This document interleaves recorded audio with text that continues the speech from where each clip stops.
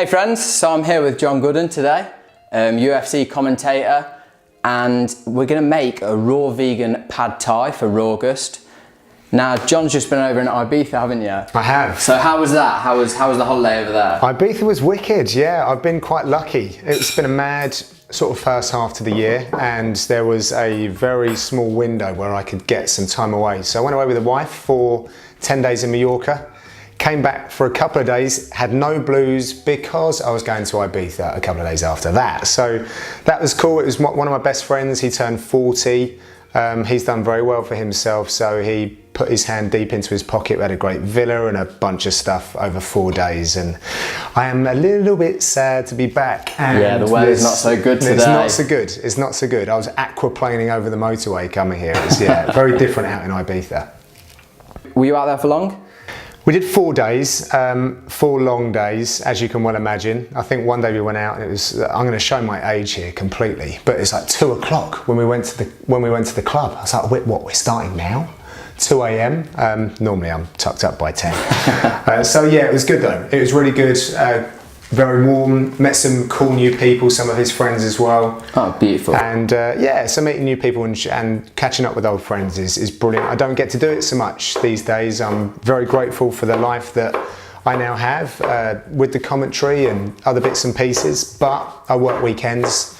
I never really can plan anything. I've missed like 4 weddings already this year.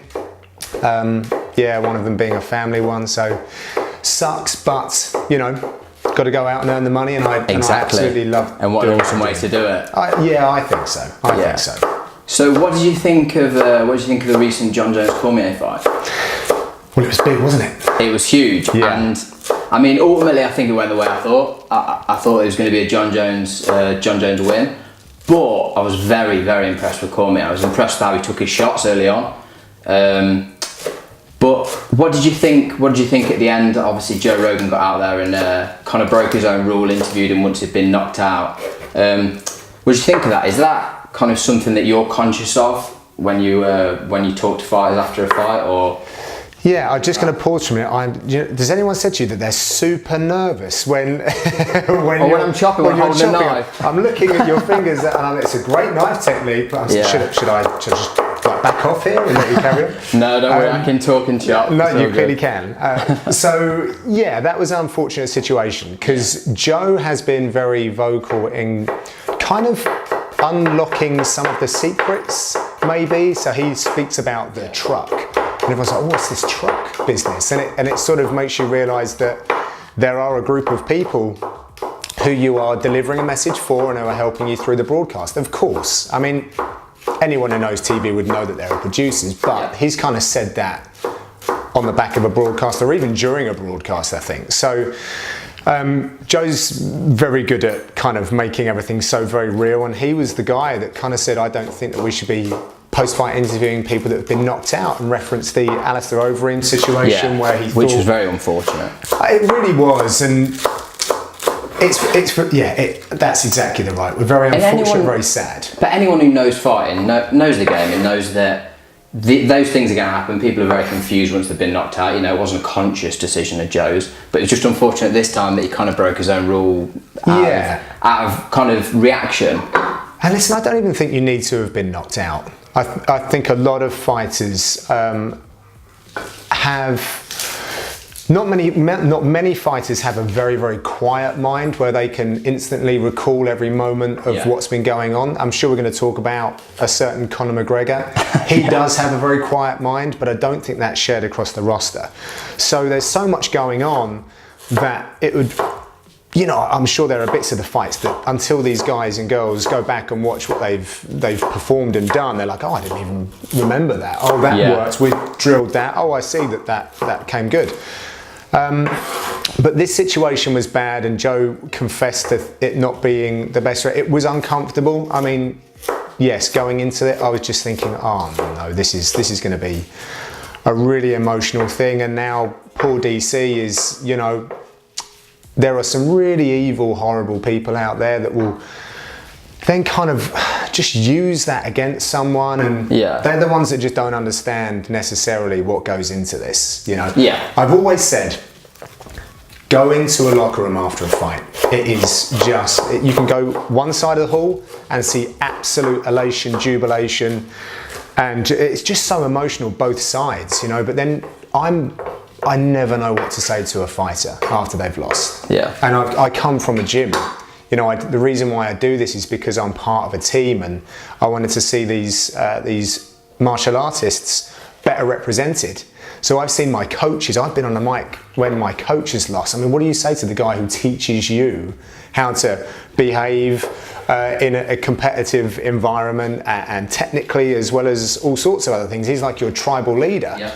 Next thing, he's broken. Like, what do you say? It's very difficult. So I find it in really bad taste when, especially in that kind of situation, other humans come out and say what they say and sort of make a mockery of it. Yeah. It's in real bad taste. But hey, listen, that's nothing new. That's been going on in sport. It's always going to happen. Yeah, exactly. You know, these people are professionals and know it's going to happen, but at the end of the day, they're humans as well. Yeah. So they also deserve a bit of respect for doing one of the most difficult things you can possibly do, getting out there and fighting. Yeah, it's not like a football match where you can go out and recover the next week. Yeah. You have a bad game, you get another shot, probably, you know. Fighters will have a 3-month gap if they're lucky, you know, if they can remain injury-free and get the opportunity. So yeah, it was unfortunate for DC, but on the flip side, we got to see the return of Jon Jones, who, from a martial artist standpoint, was beautiful to see. You know, we've missed him. It's unfortunate what has gone on in his life, and we've seen that he's regretful and he's trying to do the right thing to come back. I thought he had a very classy post-fight speech. I was glad to hear that. It was nice. It was a really welcomed sort of ending from that point of view. And I'm looking forward to seeing what he can do going forward and who's going to get that shot, be it Lesnar or someone else. Will it be Gustafsson? Do you think he'll have to wait a bit too long for Lesnar? Yeah, I think he probably does. I think so. I think he needs another fight before Lesnar, for sure. I think he, and really, again, some of these divisions do get held up by looking for different kinds of fights, super fights, whatever. It would be nice. It really is, for me, the marquee division, the light heavyweight division. So it would be nice to see him go against Gustafsson, who is someone that I've spent a lot of time with. He's a European as well, Scandinavian, and it would be good to see someone from this side of the pond get that opportunity once again. It was a great fight the first time they did it, so why not rerun it? Yeah, no, I think that'd be fantastic. It'd be a good one for sure. So you've already mentioned him. Conor McGregor. Yeah. The notorious. So, what do you think? What do you think about this upcoming fight? Do you think it's good for business? Do you think it's good for? It's definitely good for business. Definitely good for his business. Yeah, 100%. He thinks it is about to quadruple his net worth. Yeah. Which is the figures I've been heard quoted. So, I think definitely good for his business. Do you think he's got a shot? Well, of course he's got a shot. It's the fight game.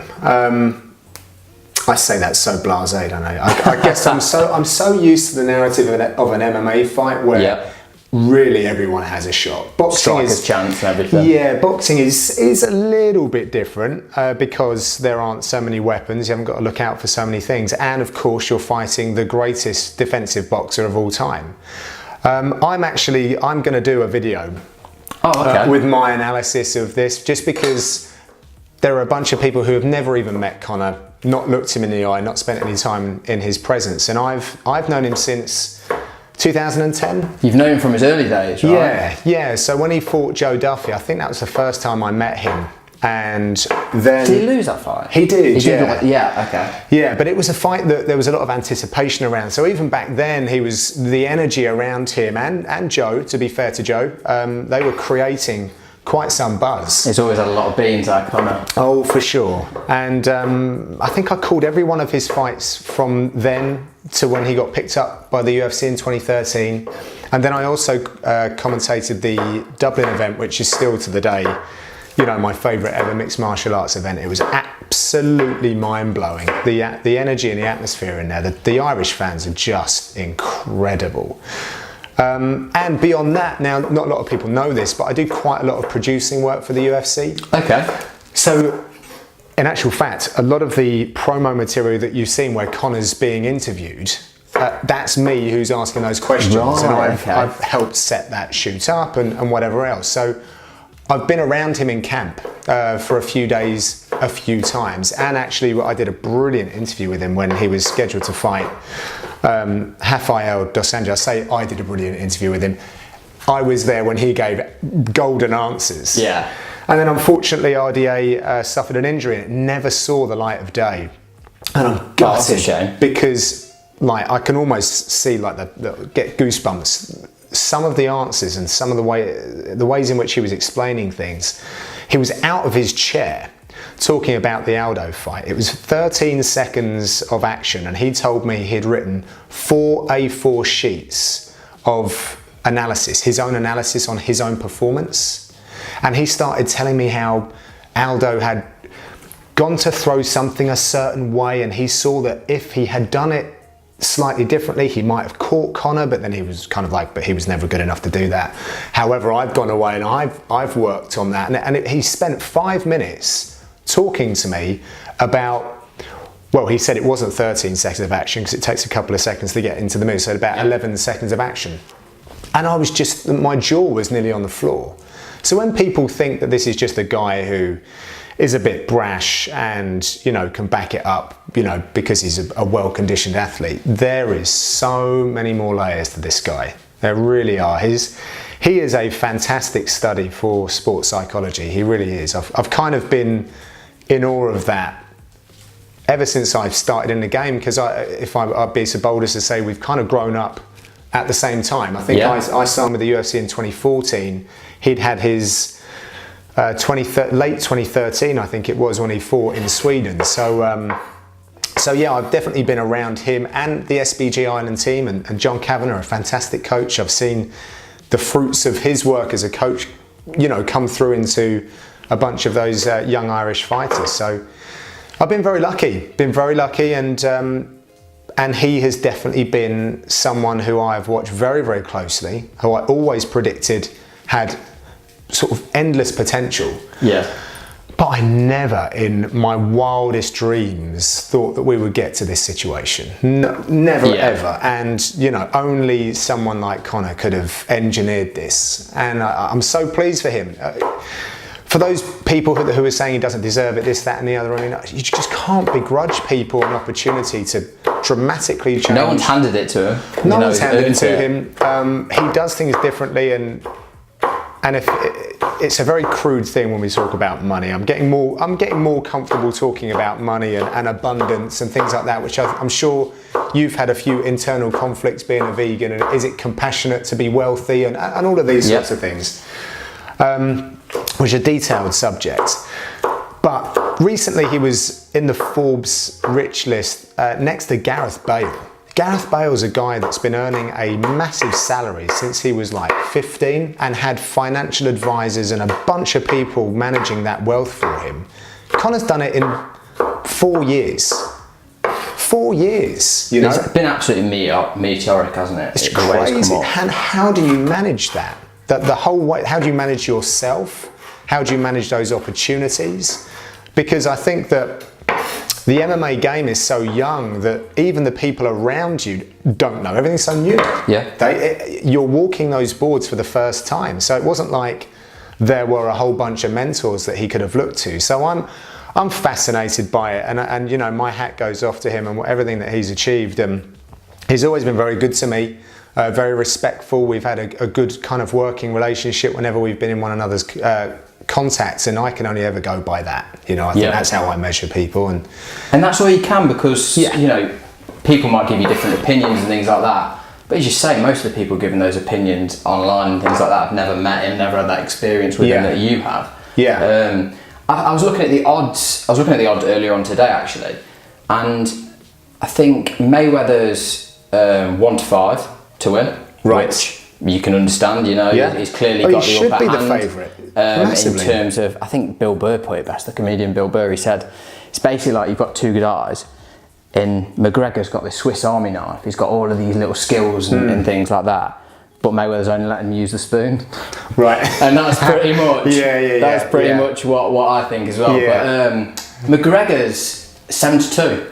Is he really? And I think, I don't know of another fighter. That's kind of ridiculous. Who would be 7-2 in that situation? Yeah. Where you're taking someone completely out of the comfort zone. I know he's a fighter. I know he's got good striking. He's got good hands. But to put him into that situation and then for him to be 7-2, that's insane. Did it used to be something like 40-1 when this was first? When it first started. So let's just understand this. That is the power of his tribe, and a couple of media appearances that have made people change their minds so dramatically that it has cut those odds. Again, that's just, we're going back to him being such a great sports psychology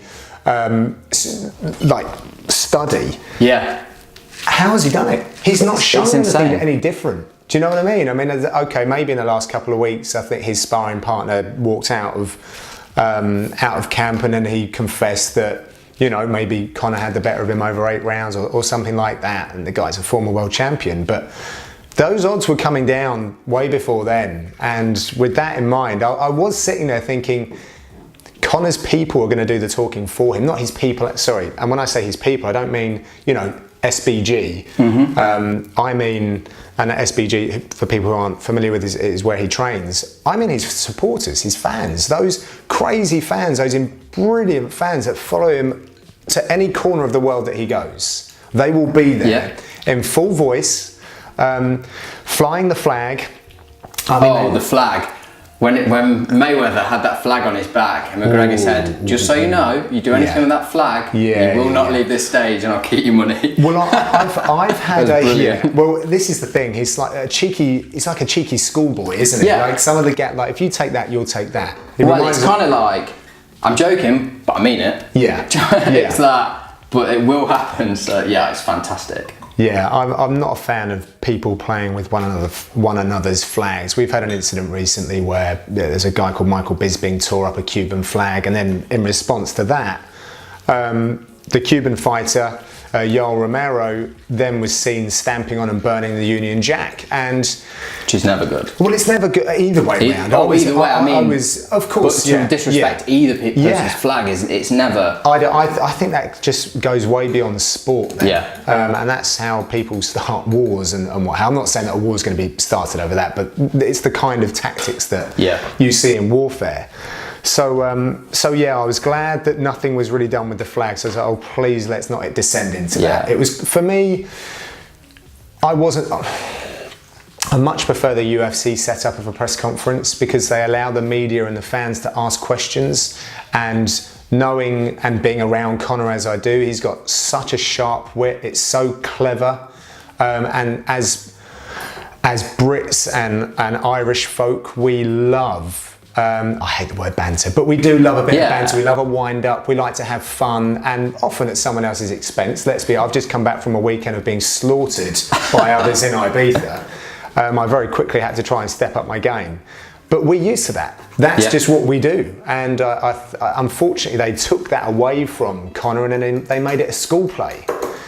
And I'm not sure that really worked as well as it could have done for Conor. Conor's so good on the fly. I would have preferred to have seen that, but that's just because I'm maybe a little biased and I've seen how the UFC do things different to boxing. I think that Mayweather really will be massively thankful in a lot of ways for the way this fight's been built up, because he's so used to the one that's doing all the talking. Well, it's his promotion as well, remember? So it's not like that's happened by accident. The way that McGregor's picked up the flag and picked up the baton from him and said, well, I'm better at this than you, and he's in the media so much, and I think the way promoting a fight with someone like McGregor is anyone's dream. I think, you may look silly at times, going toe to toe with him, but and most people have. If I'm honest, they just don't have. They'll get so far, round one. Okay, that was funny. He came back with something. Then by the time they get to I'm talking metaphorically in rounds here. Like the 5th round, it's like, oh dear, Conor's really got you here, and now you're visibly showing that you've cracked. You've got chinks in your armour, and you're going to come out and do something silly, and he can see that. Yeah. He's so aware. Like if I take, when we've gone and filmed and I've been over there with different crews, you can see he's looked around the room and he's identified everyone that's there. He knows what everyone in that, every move that they're making. He's like the ultimate sort of reptile. This, like, he has his primal instincts where he's just, there's a move over there. He's almost distracted if he wants to be. He's so switched on. He really is. It's kind of scary. And you ask him certain questions. He's, as I say, he's been very kind to me. He's a very big star, and he's been very respectful in the way that he's sometimes just batted me back. Yeah. You know, and he's given you a little diversion. And you're like, okay, yep, we won't be going there again. You know. But yeah, I think we didn't see the very best of what he could have produced. But that was not a fault on Conor. That was just the way that it was set up. Yeah. Go on, give me some predictions. How do you think that fight's going to go?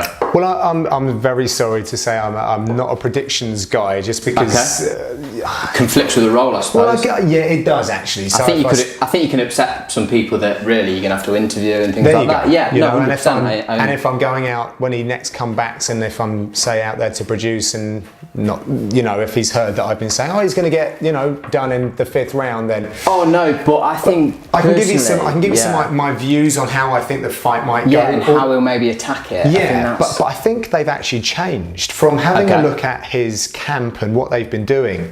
There's been a massive focus on his cardiovascular output and things like that. That I'm not so worried about the fight going deep.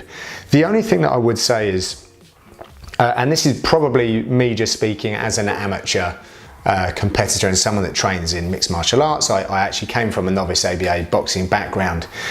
Those 3-minute rounds versus 5-minute rounds are so different. Yeah. You know, they really are, and you tune your body accordingly. Now, has he had enough time to tune his body accordingly? Because going hard at something for 3 minutes versus 5 minutes is massively different.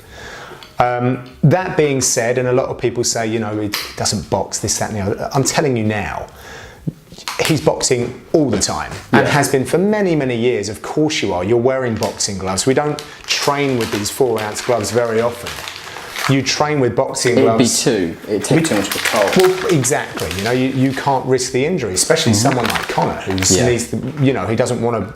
We have a big problem in mixed martial arts with injuries because it's such a tough sport. If he misses a fight or if he goes in banged up, then he's putting his career, his run, his legacy almost at risk. So that's well managed. But yeah, don't think for 1 minute he doesn't get in a boxing ring. I've seen him. I've filmed him in a boxing ring with his padman, having a move around using boxing gloves. So he's used to that. Although there are differences in our sport and your stance and things like that. But that's the thing. Conor, I don't think is going to go in there like a boxer. In boxing, a lot of the time you make yourself quite small.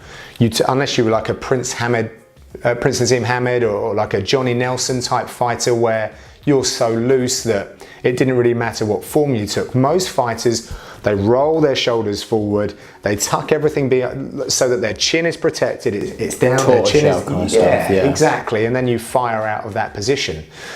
Now, if Conor was to go in and suddenly radically change the way that he sets himself up and starts trying to fight like every other boxer, he'll get beaten like every other boxer. But if you watch Conor, one of the first things that he does when he gets in that octagon is he actually makes himself very, very big. He throws his massive reach out, and he kind of opens his chest up, and again, it's not something that we really see a lot of people do, but it's quite, I would imagine that's quite intimidating because he's typically big for his weight class. So he'll give that impression that he's big. He's got this big personality. All of a sudden he's physically looking very big in front of you. It's almost a bit overwhelming. His fans will be on Mayweather. Mayweather will not be the favourite inside that arena. He will be booed. So he's a pro more times over than kind of most people in combat sport. So I'm sure that he'll deal with it very, very well. But that's why other people haven't dealt with it very well. It's just too overwhelming for them. So I think that Conor will come in and bring a very different look, which I believe he will need to, in order to set himself apart and pose a completely different challenge. I think that he does need to come in with his own style, bring that will be a different look to what Mayweather's used to. Mayweather will therefore have to figure that out. He's obviously got a brilliant fight brain, so he will figure it out, but in that time, can Conor surprise him? Because if he puts a glove on him, Conor's pretty good, as we saw against Eddie Alvarez. Once he hits you with one, he will follow it up. He's quick, he's accurate, he delivers with very good power. So that could change things very, very quickly. So I believe, obviously, when you are talking about someone who, it doesn't rely on power, but when someone has such a powerful game, I think it would make sense if Conor, in the first half of the fight, starts to try and manage his energy, but still at the same time deliver enough power so that he can completely change the landscape of the fight. We'll see, but I think that he's going to be chasing shadows for a lot, but I don't think Conor's the kind of guy that really gets frustrated. As I've kind of alluded to, he has a quiet mind. He's very present. He's able to shut a lot of things out, and I think he has a great respect for his coaches, who will be giving him brilliant advice. He will take that on board. They know how to speak to him between rounds. That might sound a bit odd for some people to understand, but again, as an analyst of the fight game, those moments between rounds are precious. And if you say the wrong thing to a fighter, or you can't get through to him because he's in a state of chaos, then it's just wasted time. They're just catching their breath. But these guys are a well-oiled machine. John Kavanagh and Owen Roddy will know how to talk to Conor, and that will be key. So yeah, I'm looking forward to it. I'm obviously looking at it from the MMA perspective, so you're always going to hear me trying to defend that corner and show different looks there, and that's because I don't have the expertise necessarily in boxing. But this is what's so exciting, it's creating so many conversations. If we'd have done this 6 months ago, we wouldn't be talking about it, or nearly as much. So I think it's great. I think it's great for both sports. I don't think boxing's still, it's certainly not growing as quickly as what mixed martial arts is, but this allows both to stand side by side, and I don't think, after really giving it some thought, it hurts either. No. Whatever the outcome is the outcome. It's fascinating, and isn't it great that all of these people were able to get it done so quickly. I think that's a testament to the UFC as well, by the way, because the Pacquiao Mayweather fight didn't happen for years, and the UFC, Dana White, Conor's people, and obviously kudos to Mayweather Promotions as well, they sat down, got it done. So that's brilliant. We're able to get this. Let's just hope it all stays together and we get to see this incredible spectacle. Hats off to Dana. I think he's been fantastic through the whole thing, to be honest. He is something else, that guy. He really is. Scary. I find him quite intimidating. But he is just, what a guy. What a businessman, what a promoter.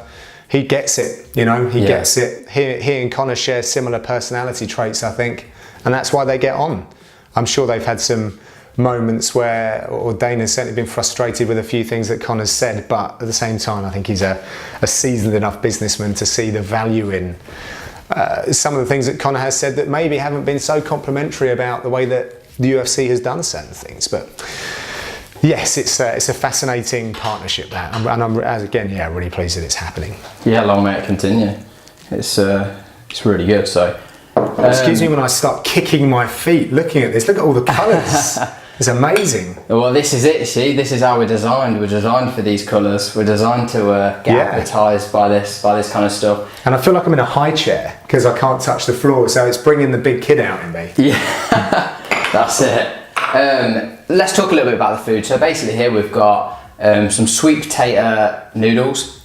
I didn't spot that. No, so they're bright orange noodles here. Basically, me thinking it was carrot. Well, this is our carrot here. We've got some spiralised carrot as well. So these sweet potato, a lot of people don't eat sweet potato raw. You can mash it. I've tried to. But you can, yeah. So a lot of people don't do it because they're so used to white potatoes, and you're not meant to eat them raw. Obviously, cooking kills certain enzymes that makes it digestible for us. We've got the sweet potato noodles in there. We've got some carrot noodles and some zucchini noodles in there. I've put some bean sprouts with it. Obviously that typical kind of pad thai and Asian theme to it. We've got a sauce made with homemade peanut butter, which I've used unroasted peanuts so that it's raw. And we've got some hemp oil, some garlic in there, some chilli. Add a little bit more chilli now actually. And then we've got some sweet red peppers, a little bit of white cabbage and a little bit of red cabbage. And then we've got some choy sum, which is a little bit like pak choy. Okay. But like a more in its infancy. It's a lot smaller, a lot more delicate, and obviously really difficult to come by because I don't think I've ever seen that before. So that's cool. And then we've got some fresh lime, some pumpkin seeds, some sesame seeds, and a little bit of tender purple stem broccoli. Nice. And that's your pad thai. So if you want to dig, can I go in? Yeah, you can go into that. Right. I'm going to probably. Am I going to be able to do this with one fork? Let's try it. Let's see if I can. This looks amazing, by the way. I thought that I did okay with things like this, but clearly I'm being shown up here. Right.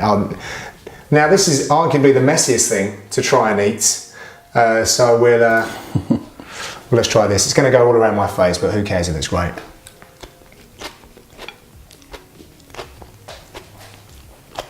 Wow.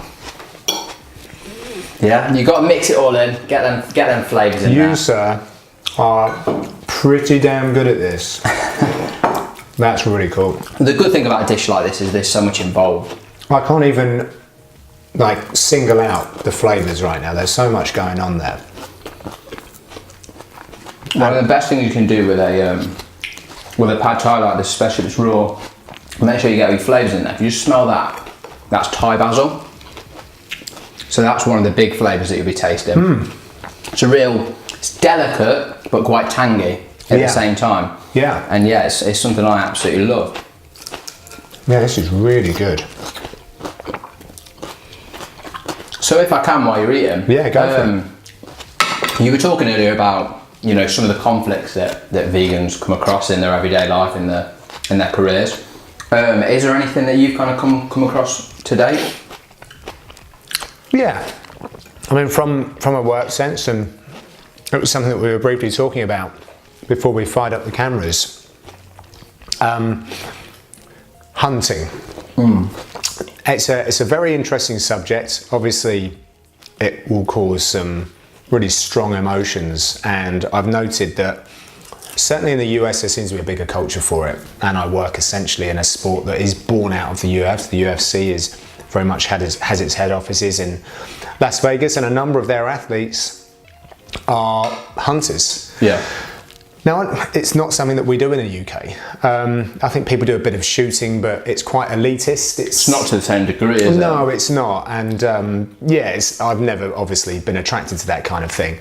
But I had a situation recently where I went on a shoot, and I'd been speaking. I go on this shoot with a certain crew quite a lot, and they said, one day I think you're going to have to come up against this whole thing where someone goes and kills someone. What will you do?